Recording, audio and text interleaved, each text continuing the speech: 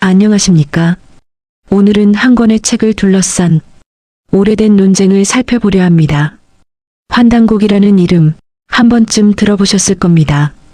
누군가는 우리 역사의 진실이라 말하고 누군가는 믿기 어려운 이야기라 말합니다.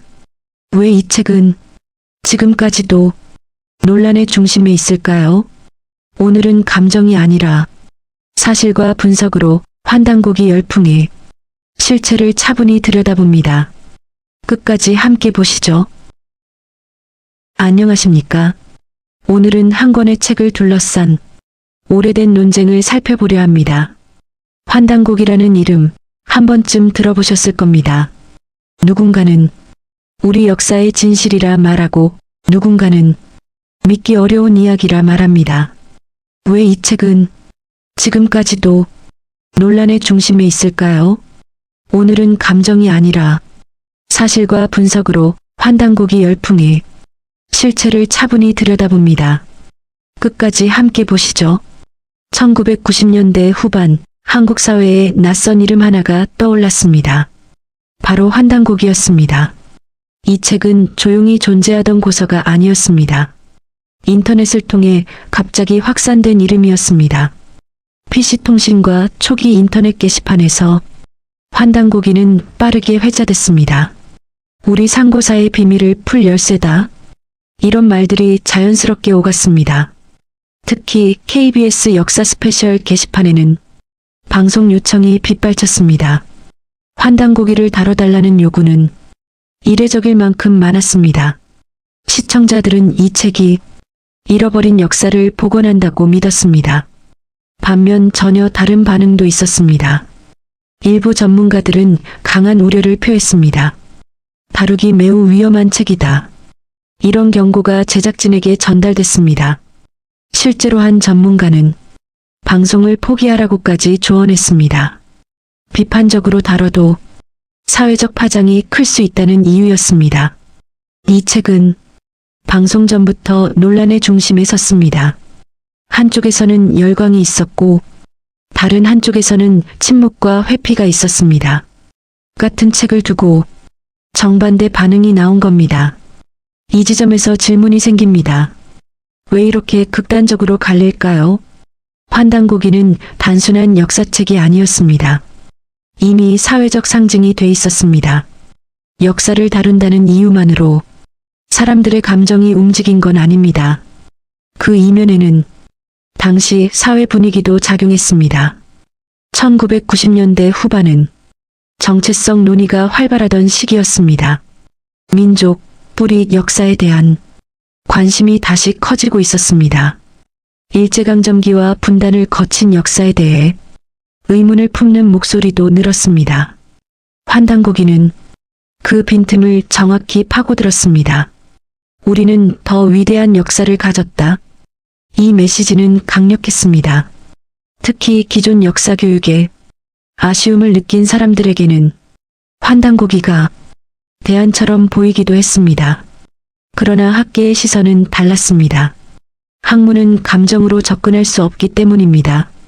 자료의 출처와 검증 과정이 무엇보다 중요했습니다. 이 책은 그 기준을 충족하지 못하고 있었습니다. 그래서 학자들은 말을 아끼거나 거리를 뒀습니다. 그 침묵은 오히려 의혹을 키우기도 했습니다. 대중은 묻기 시작했습니다. 왜 설명해주지 않는가? 이렇게 환단곡이는 논쟁의 중심에 서게 됩니다.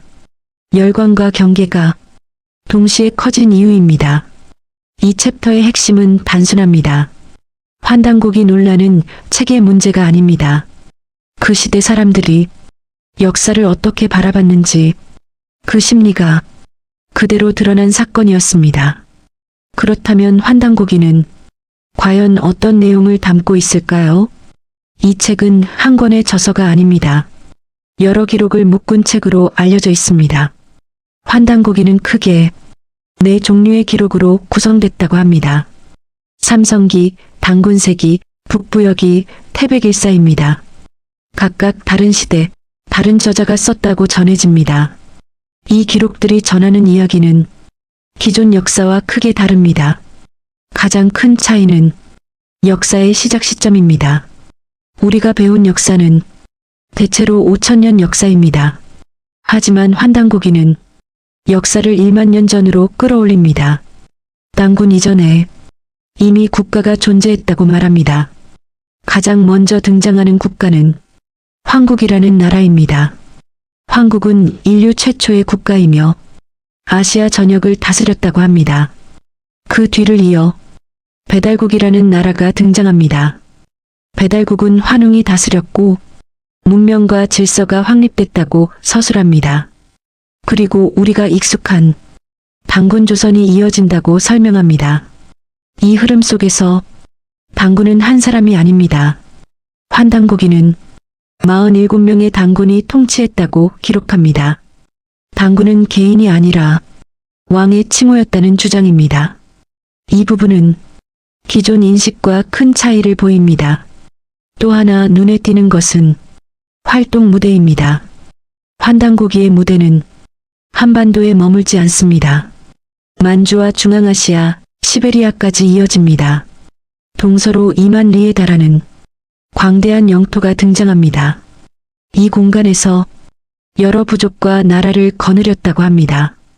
등장인물도 매우 화려합니다. 대표적인 인물이 치우천왕입니다.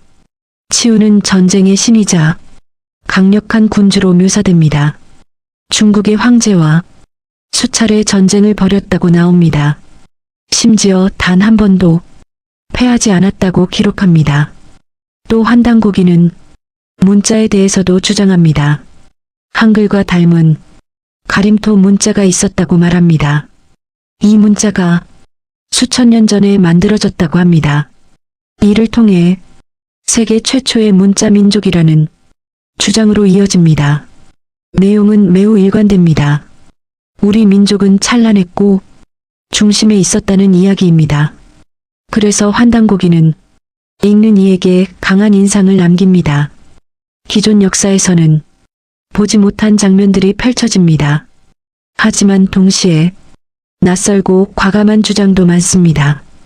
이 책은 역사서이면서 신화와 전설의 성격도 함께 지닙니다. 그래서 독자들은 혼란을 느끼기도 합니다. 놀랍지만 믿기 어렵고 부정하기엔 매력적인 이야기입니다. 이것이 바로 환단고기의 핵심적 특징입니다. 다음 챕터에서는 이 주장들이 왜 논란이 되는지 차분히 살펴보겠습니다. 환단고기의 내용은 읽는 이를 놀라게 만듭니다. 그만큼 파격적인 주장들이 여러 곳에서 등장합니다. 가장 먼저 눈에 띄는 것은 고대 국가의 규모입니다. 환단고기는 상고시대 국가의 영토가 상상을 초월했다고 말합니다.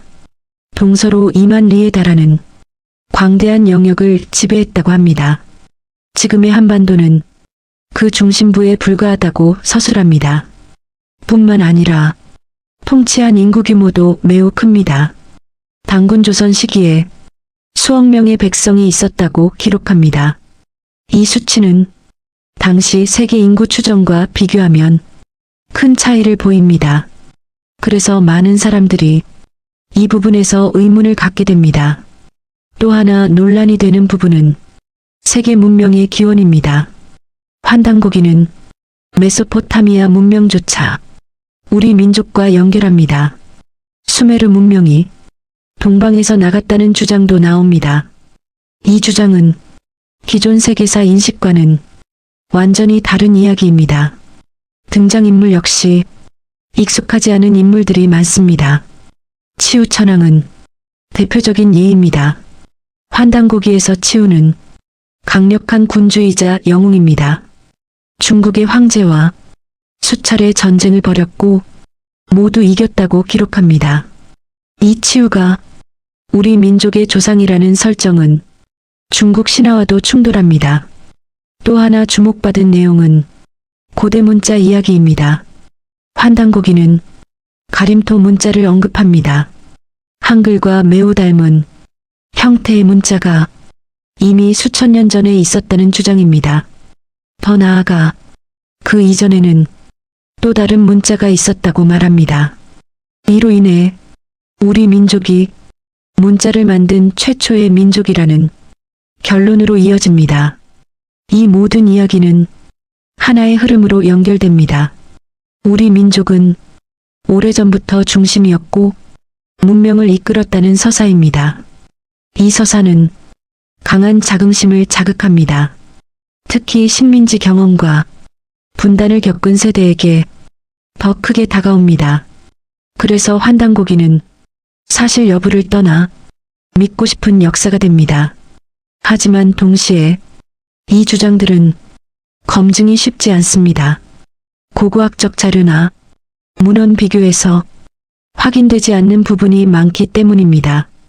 학자들이 신중해지는 이유도 바로 여기에 있습니다. 놀랍다는 이유만으로 역사가 될 수는 없기 때문입니다.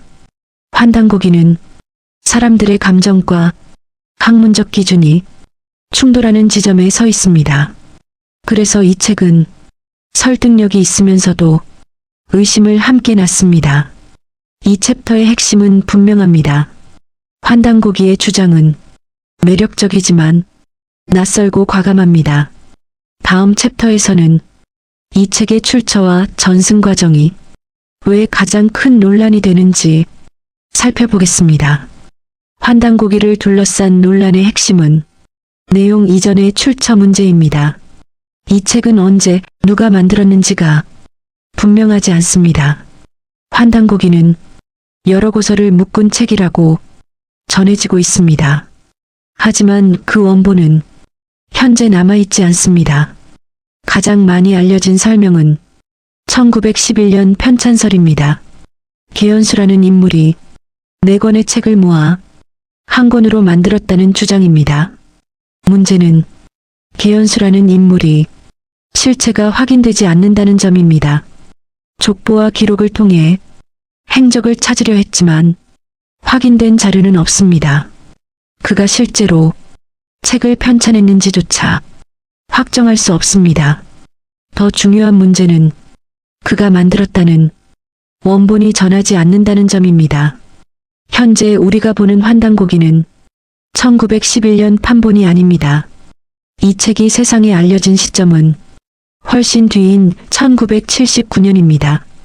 이유립이라는 인물이 환단고기를 공개하면서 처음 등장했습니다. 하지만 이유립 역시 원본을 본 적은 없다고 밝힌 바 있습니다. 이 시점에서 의문은 더 커집니다. 왜 1911년에 만들어졌다는 책이 70년 가까이 공개되지 않았을까요? 또 왜 그동안 역사 기록에서 완전히 사라졌을까요? 이 공백은 학계가 가장 문제 삼는 부분입니다. 여기에 또 하나의 계기가 더해집니다. 환단고기가 주목받게 된 계기는 일본어 번역본 출간이었습니다.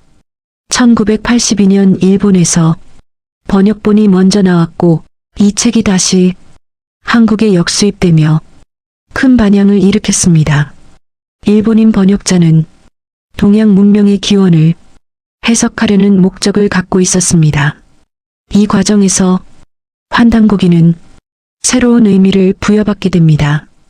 이후 한국에서는 다양한 번역본과 해석본이 연이어 출간됩니다. 하지만 이 과정에서도 원본의 실체는 여전히 확인되지 않습니다. 학자들은 말합니다. 역사는 전승 과정이 중요하다고, 언제 누구에 의해 어떤 경로로 전해졌는지가 명확해야 한다고 말입니다. 환단고기는 이 기본 조건을 충족하지 못하고 있습니다. 그래서 학계에서는 사료로 다루기 어렵다고 판단합니다. 출처가 불분명하면 내용 검증도 의미를 잃기 때문입니다. 이 챕터의 핵심은 단순합니다. 환단고기 논란의 중심에는 내용이 아니라 출처가 있다는 점입니다. 다음 챕터에서는 학계가 이 책을 역사로 인정하지 않는 구체적인 이유를 더 살펴보겠습니다. 환단고기를 바라보는 학계의 시선은 분명합니다. 학자들은 이 책을 역사 사료로 인정하지 않고 있습니다. 그 이유는 단순히 내용이 파격적이어서가 아닙니다. 가장 먼저 지적되는 문제는 용어 사용입니다. 환단고기에는 산업, 문화, 국가 같은 근대적 개념이 자주 등장합니다.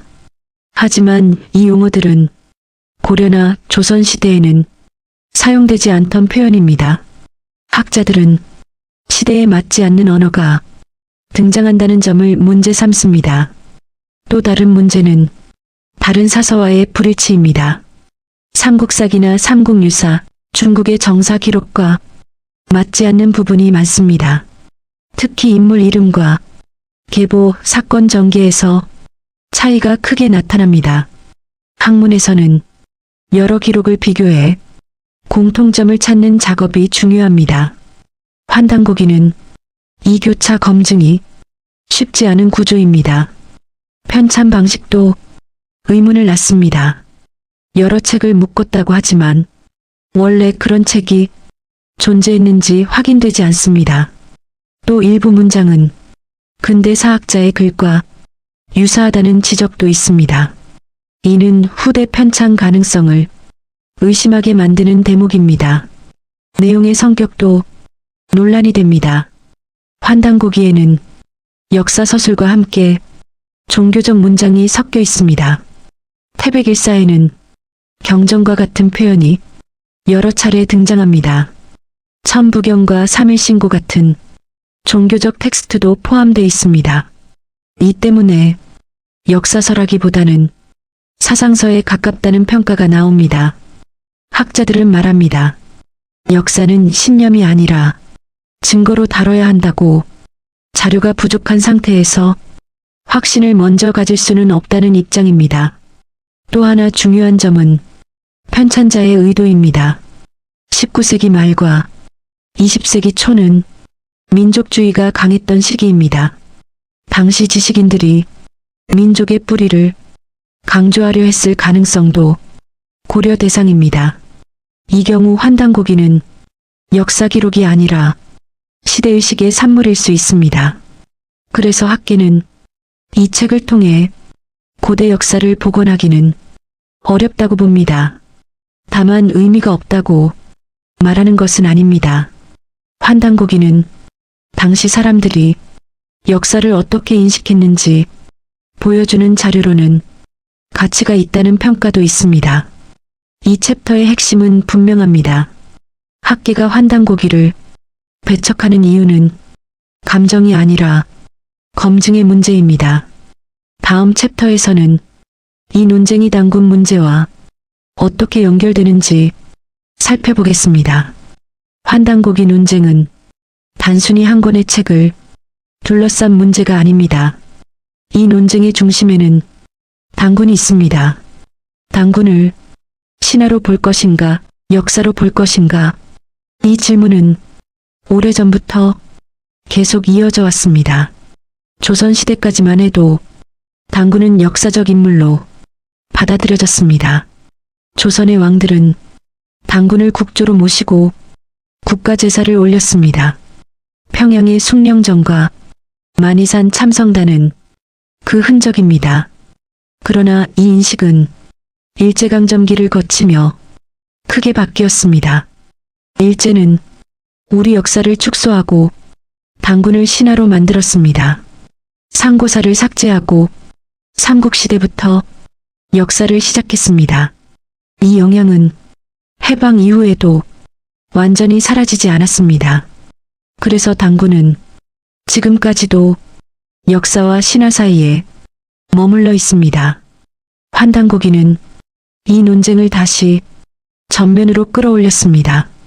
단군은 한 사람이 아니라 여러 대에 걸친 통치자의 칭호라는 주장, 47명의 단군이 고조선을 다스렸다는 설명은 새로운 시각을 제시했습니다. 이 주장은 학계의 통설과는 다르지만 질문을 던졌습니다. 우리는 단군을 얼마나 깊이 연구했는가? 이 논쟁은 사회적 갈등으로도 번졌습니다. 1990년대 후반 학교에 세워진 단군상이 훼손되는 사건이 발생했습니다. 단군상 건립을 둘러싸고 찬반 논쟁도 이어졌습니다. 역사적 인물이 확정되지 않았다는 이유로 반대하는 목소리도 컸습니다. 이 과정에서 환단고기는 상징적 존재가 됐습니다. 역사를 바로잡는 책이냐, 위험한 민족주의냐, 서로 다른 해석이 정면으로 충돌했습니다. 학계와 제야 사학계의 대립도 깊어졌습니다. 한쪽은 실증을 요구했고 다른 쪽은 기존 학계가 상고사를 외면해왔다고 비판했습니다. 이 갈등은 1970년대 단군 논쟁과 자연스럽게 이어집니다. 환단고기는 그 불씨를 다시 키운 역할을 했습니다. 점은 이 논쟁이 사라지지 않았다는 사실입니다. 지금도 단군과 상고사를 둘러싼 의견 차이는 존재합니다. 이 챕터의 핵심은 분명합니다. 환단고기는 답을 주기보다 질문을 던졌습니다. 우리는 우리의 시작을 얼마나 알고 있는가? 다음 챕터에서는 이 열풍이 우리 사회에 남긴 진짜 의미를 살펴보겠습니다. 환단고기 논쟁은 지금도 끝나지 않았습니다. 그 이유는 이 책이 단순한 고서가 아니기 때문입니다. 환단고기는 하나의 질문을 던졌습니다. 우리는 우리 역사를 얼마나 알고 있는가? 많은 사람들은 이 책을 통해 처음으로 상고사를 생각하게 됐습니다. 학교에서 배우지 못한 시대가 있다는 사실이 관심을 끌었습니다. 그래서 환단고기는 믿음의 대상이 되기도 했고 논쟁의 불씨가 되기도 했습니다. 전문가들은 말합니다. 이 열풍의 핵심은 책의 진위가 아니라고, 중요한 것은 사람들이 왜 이 이야기에 끌렸는가입니다. 그 배경에는 상고사 연구의 공백이 있습니다. 우리 역사에서 가장 오래된 시기는 늘 설명이 부족했습니다. 그 빈자리를 환단고기가 채웠습니다. 비록 검증되지 않았더라도 사람들의 갈증을 건드린 것입니다. 학계는 이 점을 분리해서 볼 필요가 있다고 말합니다. 환단고기를 그대로 믿는 것도 완전히 배척하는 것도 경계해야 한다는 입장입니다. 역사는 감정으로 쓰이지 않고 증거로 쌓여야 합니다. 하지만 동시에 관심이 없으면 연구도 시작되지 않습니다. 환단고기는 바로 그 관심을 폭발적으로 끌어올렸습니다. 이 점에서 이 책은 사회적 의미를 남겼다고 볼 수 있습니다. 학자들 역시 환단고기를 사료로 채택하기는 어렵지만 상고사에 대한 연구 필요성을 드러낸 계기였다고 평가합니다. 문제는 이 열풍이 어디로 향하느냐입니다. 검증보다 믿음이 앞서면 갈등은 반복됩니다. 반대로 차분한 연구와 토론이 이어진다면 역사의 지평은 넓어질 수 있습니다. 중국과 일본은 신화와 전설도 연구 대상으로 삼고 지속적으로 검토합니다. 우리에게도 그런 태도가 필요하다는 지적이 나옵니다. 환단고기는 정답을 주지 않았습니다. 하지만 질문을 던졌습니다. 우리의 시작은 어디인가? 이 질문은 쉽게 끝나지 않을 것입니다. 그래서 이 논쟁은 앞으로도 계속 이어질 가능성이 큽니다. 이 시리즈의 마지막은 하나의 제안으로 남깁니다. 믿기보다 따져보고 부정하기보다 연구하는 자세, 그것이 환단고기 열풍이 우리에게 남긴 가장 중요한 의미입니다. 오늘 이야기 어떻게 들으셨습니까? 환단고기는 답을 주는 책이라기보다 질문을 던지는 책에 가깝습니다. 믿고 싶은 마음과 따져봐야 할 책임 사이에서 우리는 어떤 태도를 가져야 할까요? 역사는 믿음이 아니라 검증으로 남습니다. 하지만 관심이 없다면 검증도 시작되지 않습니다. 여러분의 생각은 어떠신지 댓글로 남겨주셔도 좋겠습니다. 구독은 큰 힘이 됩니다.